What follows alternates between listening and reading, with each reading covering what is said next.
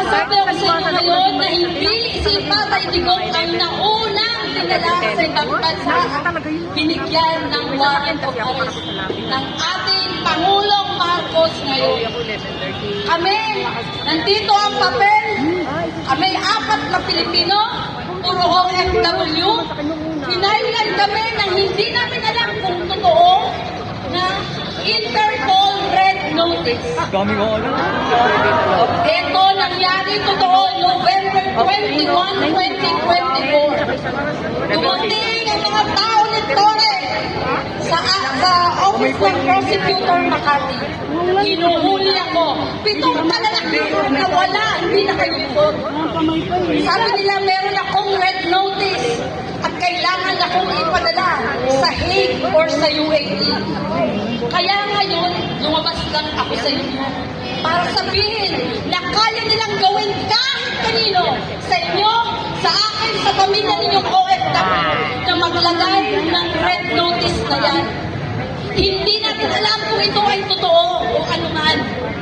Ang sinasabi ko dito, kinuha nila ako, dinala sa krame sa opisina ni Torre. 7 araw na doon ako sa kanyang opisina naghihintay ng kasagutan bakit ako nandoon. Humingi na ako ng tulong kung kani-kanino. Dumating ang 2 pao na lawyers at sinabi, hindi ka dapat nandyan. Dahil ang Interpol Red Notice ay hindi warrant of arrest na katanggap-tanggap sa ating saligang batas. Di ba?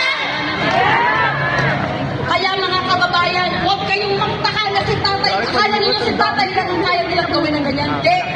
Marami na kaming sinampol. Kayong mga kapulisan, baka hindi nyo alam. Ang pagdurusa ng mga kababayan nating pinagbibintangan katulad ni Tatay Digong. Si Tatay Digong na dating former ating president, paano nadala nga doon? Paano pa tayo, ikaw, ako, ang ating mga anak, ang ating mga magulang, na wala tayong kalaban-laban, walang pambayad ng abogado. Ikukulong lang tayo basta-basta. Hindi ako tumayo dito para maging sikat. Gusto ko lang sabihin sa inyo na ang Interpol Red Notice na photocopy ay kaya nilang ilabas at sabihin, ikaw, halika rito. Ikukulong kita rito, ipapadala kita ng Hague, ipapadala kita ng Dubai, nang wala sa ating saligang batas. Mahalon pa't meron tayong saligang batas para sila pa rin ang matupad. Sino pa sila? Sino ba yung mga pulis na yan? Wala! Bayaran! Sila ay implementor lang ng batas. Hindi sila batas. Si Marcos ba ang batas? Yeah! Sino ang batas? Tayo! Yan, panindigan nyo yan. Huwag tayong umalis dito na hindi natin nasasabi ang ating mga damdamin, ang ating saloobin. Dahil kahit ang mga pulis na kasama ko doon, nagngingit-ngit ang kalooban. Ngunit sa dahil lang sila ay mga mabababang rango, wala silang magawa. Sa kamay nito mga ulupong na walang katusugang mga general. At sino ang isa na yun?